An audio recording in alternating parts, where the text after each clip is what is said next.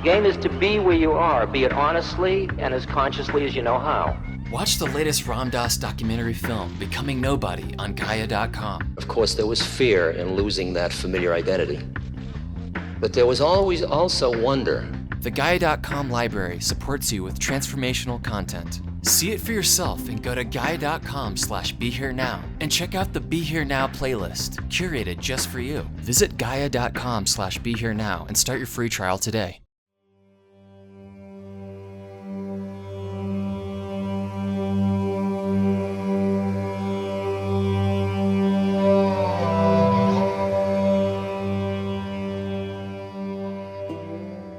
Hi, everyone. This is Ram Dass Here and Now. I'm Raghu. And today we have a talk from Ram Dass from Aspen, Colorado, May 1976. And it's unique, which is hard to believe. And it's Tantra and the Divine Mother. So I'm going to give you a little preview of that in a minute. Just another heads up as I do, because I really appreciate 1440, our partner, and 1440 Multiversity. And I do want to tip you on a couple of things. And one of them is called Every Life is Spiritual Practice. Everyday life is spiritual practice, cultivating a life of mindfulness with Nikki Murgafori. And it's funny because this talk that I'm going to introduce of Ram Dass's, that is an exact tenet, not tenant, tenet of, that's an inside joke, but of Ram Dass's talk and of his very basic advice, which is that everything that happens in your life is an opportunity to get free, and we'll talk more about that. So I thought, wow, okay, everyday life is spiritual practice. That's in early December. Go to 1440.org and look that up. It's right in nearby beautiful Santa Cruz. It's an absolutely gorgeous campus, fantastic in every way. I wanted to, Dan Siegel's going to be doing something in January, actually, the power of showing up, being fully present as a parent. It's with him and a woman named Tina Payne Bryson. Another great. I mean, there's so many of them. I could sit here, for a while. And these weekend workshops are just great. So that's 1440.org. By the way, I'm just back from India. I think I've mentioned it in the last podcast. Maybe I had just arrived then. So it takes a while to reintegrate, let me tell you. Even though I've been doing it a long time. That's where I take my retreats. And this, I just was thinking, because there was a talking around, in the talk around the gathering together of community and satsang, and that was such a powerful experience for me in India, going off to following in Ram Dass's footsteps, which is happens twice a year with Saraswati, and I was on the last one. I come on some of them. I'm not quite sure which ones, but I was on the last one, and I enjoyed it thoroughly. And the way in which everyone came together in such open-heartedness and connectiveness, it was fantastic. If you're interested, go to nourishinglife.com/yatra, okay? So on to the talk from Ram Dass.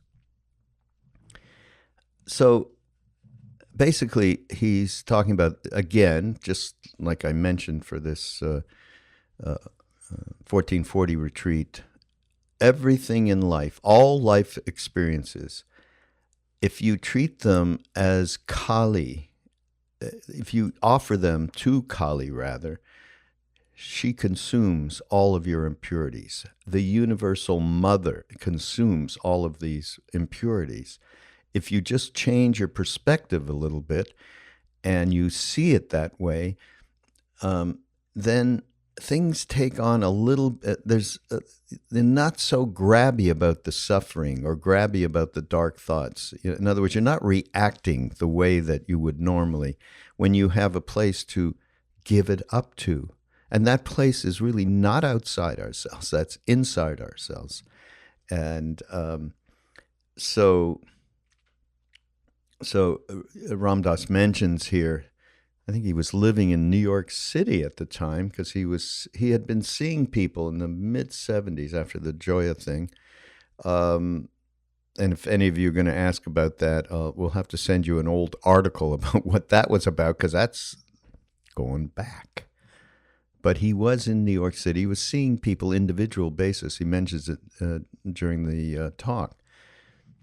And people say to him, because he was in Aspen for this talk, well, why aren't you living here? What the hell are you doing in New York? And he was like, well, whatever it is that's holding me back in any way, everything that I'm caught in, I want to stay and let it be transformed rather than running away from it, which most of us do most of the time. So again, that's another offering from Ram Dass about switching perspective. Because, of course, you need that priority. I want to be liberated from the BS that I am promulgating in my life. And so when that gets so strong, then you don't run from what might be uncomfortable. I mean, he just says in the thing, I mean, I don't know how many times I've said this to myself. Geez, I'm really tired of hanging out in this clinging space. Pushing away things I don't want and going after things I do want. It's clinging. So, and then he talks about devotional tantra, which is what I mentioned, seeing the world as mother. And he gives a great quote, which stands listening to a billion times, from Maharaji, who told him, when you see the entire universe as mother, then, and only then, I'm putting the only then you will know God. When you see the entire universe as the mother. So it's an offering back and forth. Okay, you're offering all of the stuff, and getting back, you're being given grace to be able to even think of offering it. There's a real continuum that happens when you can create this kind of a relationship with the divine force, female force. And it's just more, that clinging thing. Everything you notice in your world is a reflection of your clinging. Oh, God. So, and then how do we get free? Back to using every single experience of your day as a vehicle for awakening, right?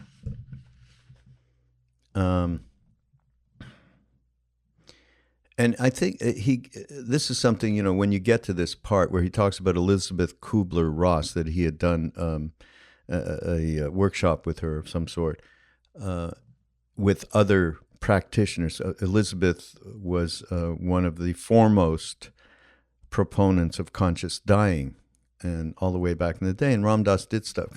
He also is associated in that way, working with people who are dying. And they went in there, and there was caretakers, and there was people who ran nursing homes, all of that. And so they were sitting, and he noticed he and Elizabeth were able to be with the pain and the loneliness and the suffering of these people. And these people, all they wanted was just someone to just hold their hand. I mean, just simple human contact. And so, of course, this just rips your heart open when you're with this. If any of you have ever been in with a very sick person or a dying person. And what he talks about is the intersection between that extreme empathy with the suffering, and then comes compassion. And at the same time, you don't get lost, and you see the perfection of what is going on, the wheel of life. and the bigger picture. This person had done their work. They would now go on and to that adventure, which is a mystery. We don't really know. I mean, we have some empirical data from people who have near-death experiences, and we have the Tibetan Book of the Dead and other mystical traditions that really give us some idea of the process. But it's really difficult to keep that balance. And he said that balance is what he's talking about. That's the balance of the consuming of the mother, of the complete absorbing into and being absorbed at the same time by this force, so that you're not lost in either the pain and the loneliness of this person that you're with, and you're not lost in how you see it as perfection, and you you're able to back away from it. And so there's another place, which is a very difficult place. Wonderful talk. Oh, and again, this is in Aspen in 1976, May, from another in this extraordinary catalog that we have from Ram Dass. So hope everyone appreciates it. And this is Ram Dass Here and Now on the Be Here Now Network. Go to BeHereNowNetwork.com, and you can catch... I've been doing, by the way, a couple of things on mind rolling you might be interested in, because I've taken excerpts, or I've worked with Nathan, and we've taken excerpts of podcasts on mind rolling that deal with the practicalities of different methods that can be used to help navigate a life in balance. So you can check out mind rolling too. And I will see you next week. Namaste. The thing is that all the stuff of your life on this plane has a certain kind of energy in it, a certain kind of intensity, a certain kind of light, a certain kind of emotionality to it. But then you go up into other planes, and suddenly it's a whole new ballgame. More power, more light, more energy, Shakti pouring through you, beings appearing, great teachings, great wisdom and knowledge, and you're collecting, and all of your power trips and all of your bliss trips, and going into planes of rapture where you're just like every cell is just orgasmically you just liquid orgasm, just hours of it. And you think, oh boy, this is I've waited a long time for this. And then it's another one. It's another one. And you go into spaces that are so icy cold, they're like the snow on the mountain peaks here. And it's like you're sitting in the snow and your body is quiet, just like you were frozen. You're just solid. And you're sitting in the snow and you're cold and empty. And down below you is the universe of forms. And you have this cold, impersonal clarity, and you couldn't care less about the universe. And it's just another plane. And all these planes are listed in the yogic tracts. They're listed in the Buddhist tracts. It's all that stuff. It's all there. And it's all more stuff. It's nice and it's useful and it can be helpful to loosen your hold on this plane and to transmit and to burn out stuff. But ultimately, it's just more stuff. And you got to keep saying, and that too, I want more. I want it all. I want to go beyond form. I want to go beyond form. Gate, gate, paragate, parasampa. Bodhi swaha. And you just get so that it's just more and more and more and more is never enough. Because experiences, just like experiences on acid, and now experiences on meditation, on the Shakti of the Divine Mother, and she's Kali. I mean, is she Kali? She's just ripping all of us to shreds, right? She turns ugly and dark. And she just keeps eating your karma. That's what Kali does. She just keeps consuming your impurities. If you give them up, she keeps consuming them. And she goes after them. If you've got one little hang-up, she'll go after it. This Kali has the sword of discrimination in her hand, and her game is to destroy everything in you that's keeping you from being in God. And she's ruthless. But you don't get into that situation unless you ask for it. See, and the game is very clear. When you want the fire, you ask for it, but don't ask for it unless you want it, because when you get it, you're going to scream bloody murder if you didn't want it. And most people say they want God or want liberation, and they don't mean it at all. They mean they want it, but they don't want it just yet. That is most people. I'd say of maybe the 150 people that I work with individually now, I'm about to end all that too, but that I've been working with in New York City, maybe 2 or 3, maybe really are ready to go and say, full speed ahead, don't stop, really do it to me. Everybody else, when the fire gets too hot, they start to scream. When you get near their cherished images of themselves or their anxiety areas or whatever, and she's ruthless, absolutely ruthless. I'm very ruthless too. I've been trained in ruthlessness. It's a kind of a caring as opposed to mercy. Mercy makes everybody feel kind of good. Maharaji, you want to go to America? Go to America. That's merciful. Caring is just going after you for your own liberation. Burning out stuff. Because you come to a point in your journey, which you come to, and some of you recognize it now. People say to me, how can you live in Manhattan? Why don't you come live here in Aspen? Can you understand when I say, all I want to do is sit in the fire? Because if there's something in New York that's catching me, I want to go sit in New York City until it doesn't catch me. Because I'm tired of having clingings that are holding me. And if there's anything that's going to burn me, come on, baby, let's have it. What I'm describing to you now is a very traditional form of yoga. It's called Devotional Tantra. And it involves a very simple distinction of whether or not you see the world as the world or the world as the mother.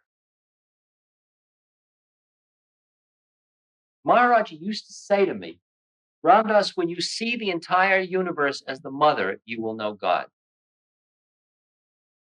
And I, who was hung up with my neurosis about my own mother, thought, my God, one is enough. Do I have to see it everywhere in the universe?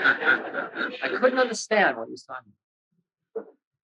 There is a simple statement. Either the mother covers the world or the world covers the mother.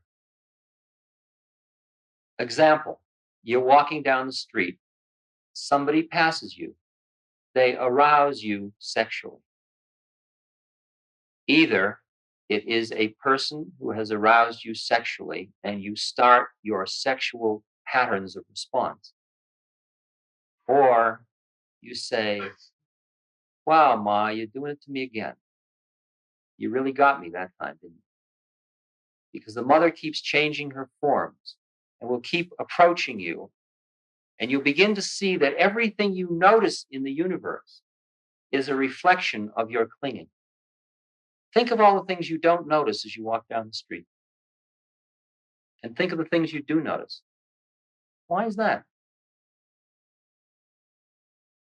Think of the things you hear and the things you don't hear. All of your perceptual universe is a function of your clinging. The only reason you and I are meeting on the physical plane at all is because we are all clinging to our senses. If we were not clinging to our senses, there would be nobody in this room. There would be nobody on this earth. This plane of existence wouldn't be. It's created by our clinging. The universe is the creation of our own minds. And when you understand that, you see all of it as being sent to you. You begin to see your entire life as a series of experiences that are being handed to you in order to awaken you out of the illusion. They are nothing more and nothing less And that's exactly why you're in an incarnation at all. Because you have business.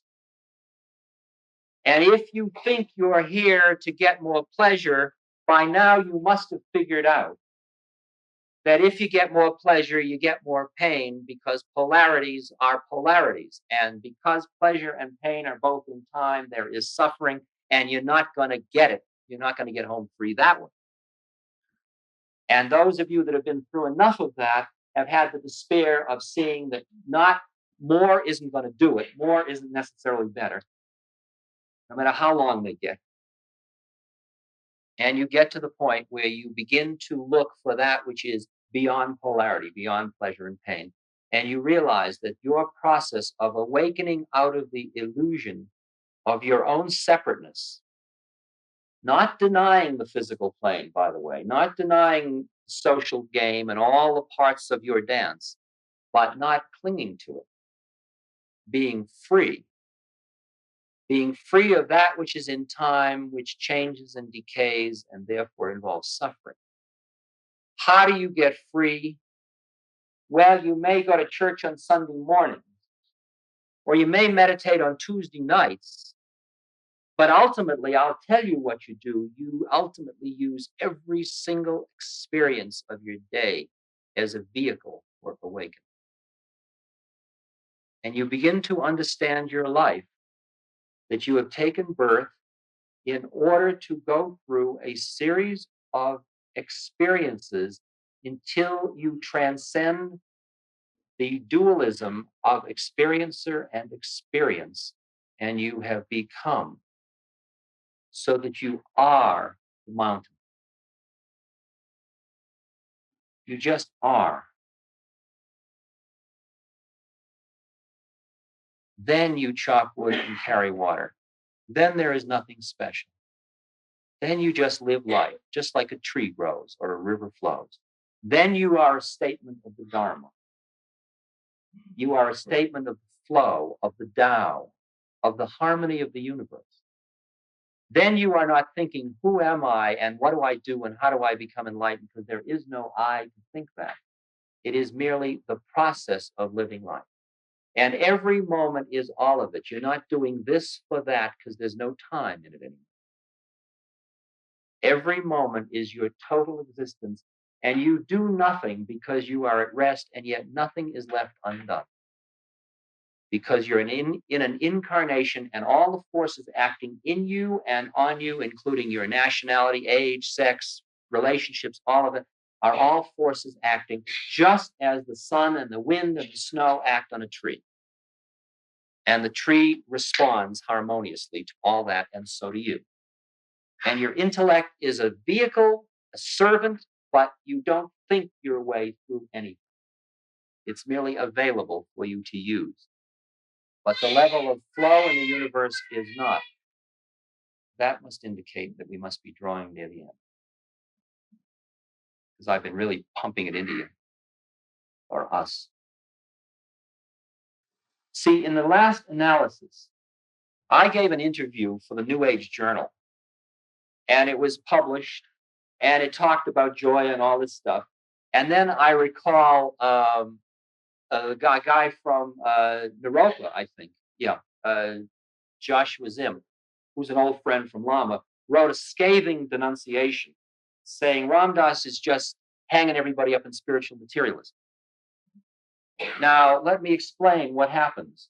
When you're in the middle of a journey, when you take a teaching, you open to that teaching and you surrender into it and you become devotional Tantra at that point. And when I'm sitting in Vipassana meditation of Theravadan Buddhism, I am a meditator watching my mind and the mind moments. And that's who I am. And that's what comes out of my being. And there are going to be undoubtedly many contradictions as I keep going through the stages. And that's just the way it is. It seems to me, ultimately, all methods lead to the transcendence of themselves, whether it's guru or meditation or Zen, which is a method, or devotional gurus or service, until finally you transcend somebody doing something. And then you are sitting in what Krishnamurti is talking about but Krishnamurti isn't,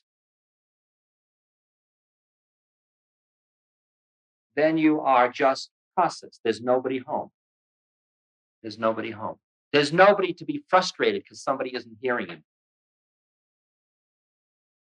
Because then out of you comes compassion to appreciate everybody's predicament in the evolutionary sense. Because there's nothing in you that's attached to how it ought to be for everybody. You don't sit around judging everybody as to why don't you clean up your act. And that Kali dagger just comes into your hand when somebody comes forth and offers their neck and says, I want to get done. Do it to me. And says it in truth, not in hypocrisy. I now think I am a teacher, by the way. I don't think I'm a guru. I am not a statement of perfection. But there isn't a hell of a lot of me left either. Because as you let go, plane after plane after plane, beyond form, empty ocean of bliss, Satchit Ananda, however you want to call it, going into nibbanic state of point between thoughts, void, fullness, source, beyond source, however you want to call it, God, G-D. After you have consumed, I'll show you how Tantra works. Very mechanical game. Very mechanical. I'll just do this one more little heavy thing and then you can go home. You can go home anyway, but I mean, this is so exquisite. I just have to show you. See, you are seeker, right? Seeker, seeking liberation. Seeker has all its stuff. Lust, greed, doubt, fear, confusion, anxiety, hope, faith, charity, compassion. And there's a world around seeker. Gurus, teachers, automobiles, starvation, violence, roses in June, babies, smiling, all of it. All of it, the mother. All of the universe of forms, the mother. You are in relationship to the mother. That's what your love affair is. You start out, how do you relate to a mother at first? You drink from the breast. You start to suck from the mother. You start to consume all of it into yourself. Pretty soon it develops, Freud notwithstanding, into a full-blown love affair. You are relating to all the forms of the universe. You don't have any longer, I love her or I love him. You're in love. You're going through the stages of meditation. You're starting to open. You're starting to fall. You're starting to flow in and out of the forms around you in the universe. And something comes towards you that you notice because of a clinging, anger, lust, whatever it is, attachment, power, fame, possession. Awake, an object. There you are again, ready to be what? Drunk from, made love to, and ultimately consumed, devoured. In the end of the Mahamudra song, it says, at the end for a yogi, the lights of son and mother become as one. What is the process? How do you know the mother out there in form? Because you've got a first chakra that's pulsing away. You got a second chakra that's pulsing away. You got a third chakra that's pulsing away. All of them going out. Energy starts up. Whoosh, lust. Power. Right? Gimme. Fame, power, control, mastery. Right? All those forms out there created by that energy, localized in those places. Slowly consume back, taking the stuff back in, converting it from the form. Airplane sound, what is it? Concept, airplane. Concept, energy. Concept, sound. Concept, Shakti. When you see what the game is, you are being fed by the mother, and everything in the universe becomes food for you. You are literally consuming the earth into yourself. That she consumes you as Kali, and you consume her through your love. And the merge occurs, at which point all of the Shakti is right in the tiny channel in the spine. None of it's rushing out the chakras. Pure Shakti. Pure Shakti, pure energy. You have taken the universe and brought it back into pure energy. That pure energy is the fuel for you to now start to go from form into formless. As you consume the mother into yourself, what is the mother? It's all forms. Christ said, I didn't come so you get hung up in me. I came to tell you about the Father. What is Christ? The mother. What is Mary? The mother. What are gurus? The mother. What are methods? The mother. What is your body? The mother. What are your senses? What are the mountains? They're the mother. You consume the mother. You consume the forms. When you see it's all the mother, baby. Hey, Ma, come on. Oh, that's an interesting dress you're wearing today. Come on. Come on, feed me. Make love to me. Come on. Come close. New York City, come on. Come on. Come on. Anger, good. You got good. Good. Come on. Until finally, all there is this flow. And every form you notice immediately gets consumed back into flow, taking form back into energy. You know, you're sophisticated Western technocrats, technologists, you know, all this matter is merely patterns of energy, molecular structures of stuff. Physicists can't even figure out whether the stuff exists or it doesn't exist at this point. Back into the stuff. And then when the energy is pure, when the lights of Son and Mother have become one, when you have merged with the Mother, then you're ready for the Father.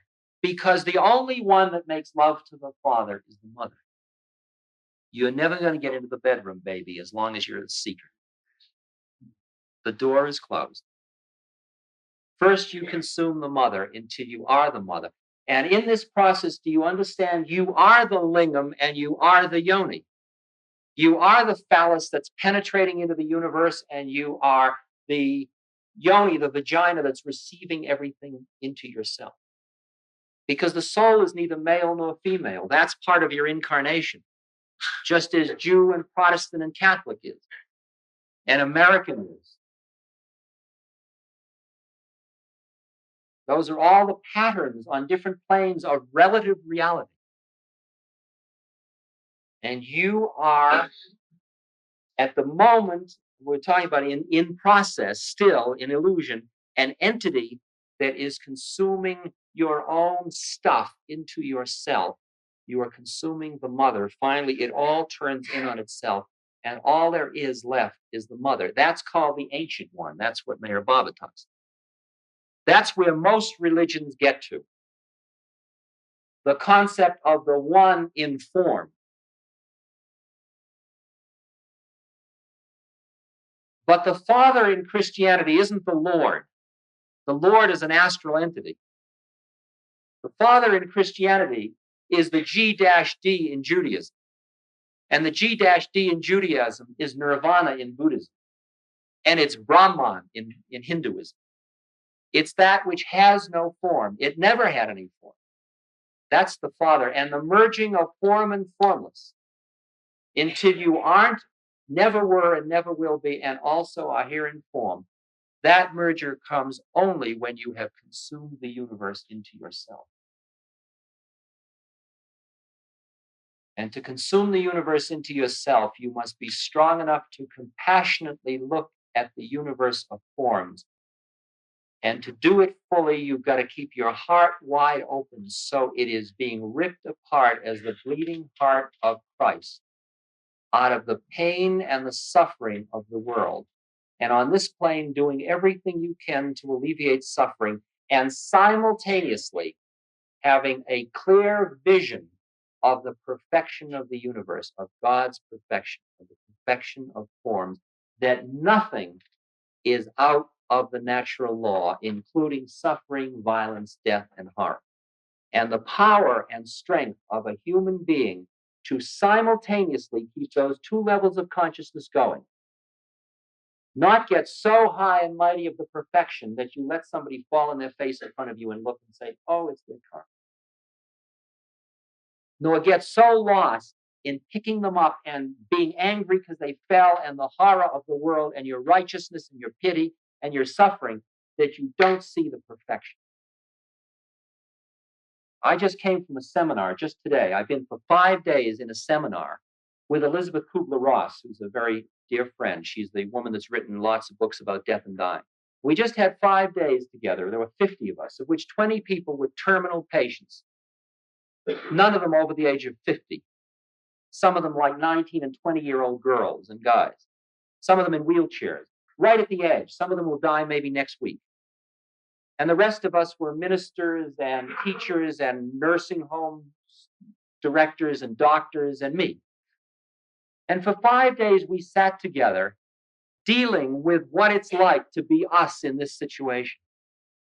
And I could sit with my absolute clarity that I have now and see the perfection of it all.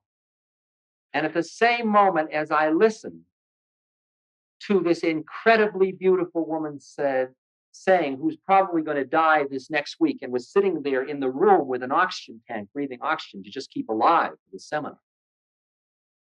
Hear her saying, I'm just so tired of being tired. And hearing these young girls talk about their anger and the stages of their denial and their fury at what's happening.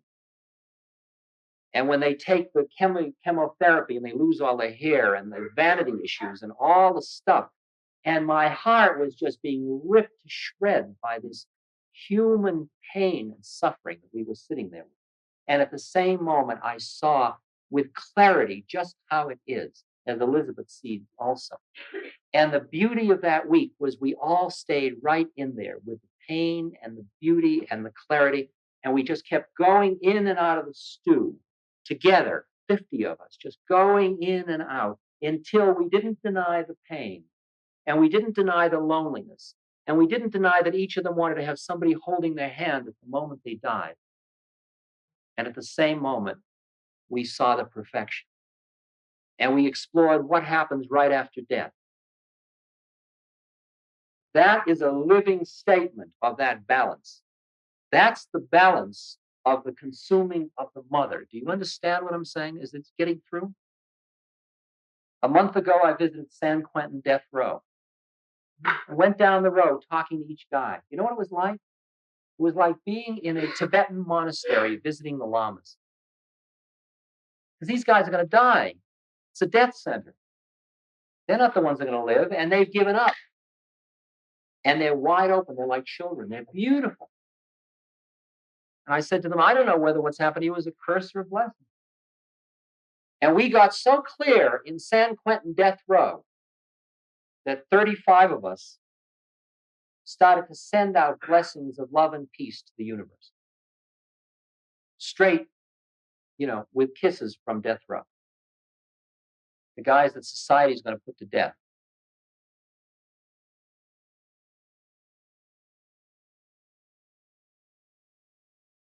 It's enough.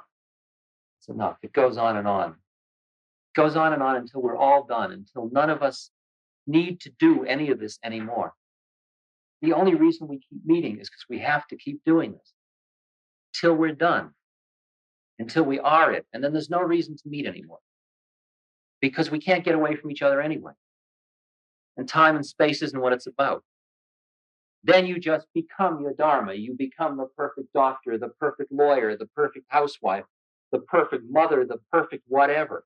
And it's none one is any better than the other. You listen to hear your dharma, your way, and you bring into the universe perfect consciousness. And that's what the Martian takeover that's happening in this society is about. It's not necessarily alternative cultures and badges and brownie points and special symbols and a new this. It's merely a society in the metamorphosis of awakening consciousness. And I go from a death conference, and the Friday night when I was at San Quentin death row, and then Saturday night I was sitting with Jerry Brown as he was being briefed on international foreign policy. It's not the forms that change, it's the nature of your being that changes. Until finally your awareness is not limited by your thoughts of who you are, because you don't have any thoughts of who you are, because nobody cares, including you. Simple as that. You just are. And if you need to be somebody for some reason, you become it. I'm here, I'll be whatever it is I need to be at this moment. I don't care. People say, how does it feel to be famous?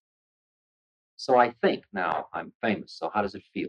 It's like somebody says to me, how are you feeling today? I don't know how I'm feeling today. Why do I have to sit around wondering how I feel today? If they ask me, I'll go and I'll create a self and then have a feeling and then report it. A different space. It's just a space of flow. It's just drinking the mother. It's just flowing. It's just, yeah. And it's all empty. It's totally empty.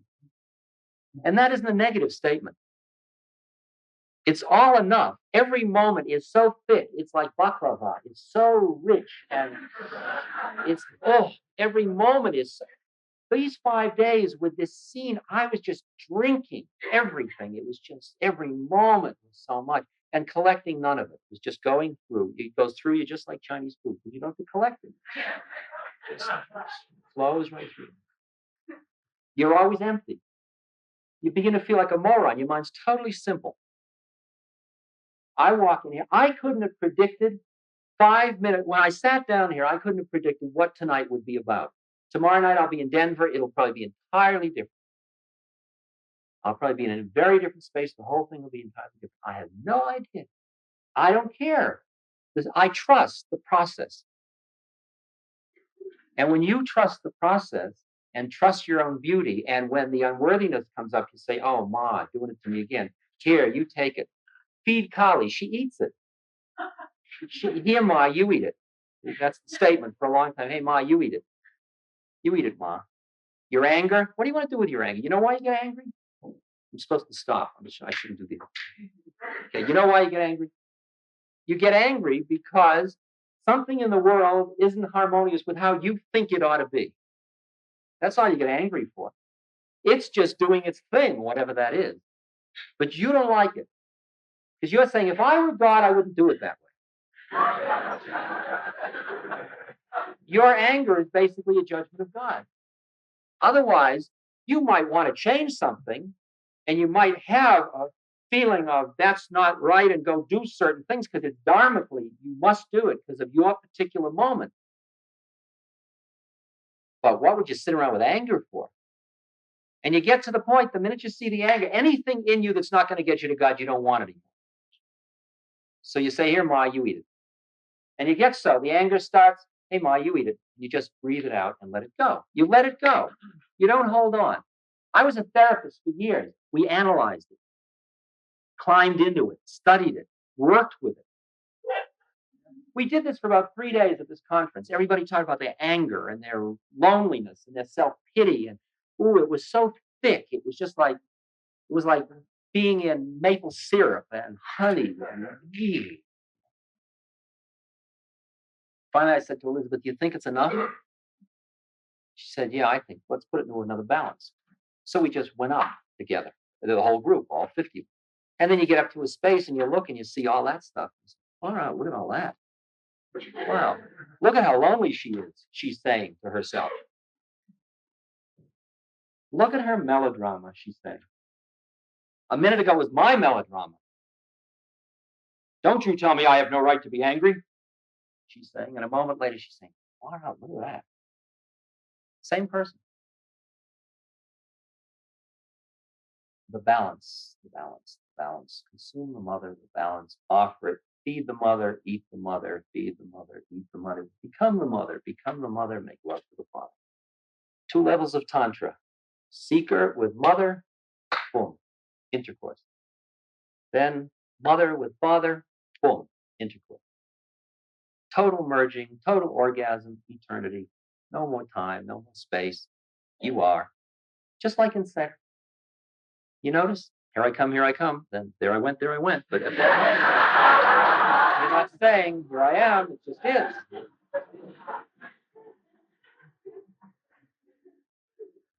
I mean, really just, no.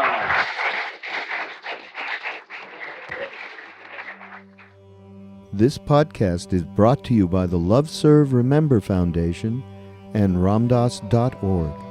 We appreciate you listening, and we appreciate all the support that you've given us. Please continue that support and donate at ramdas.org.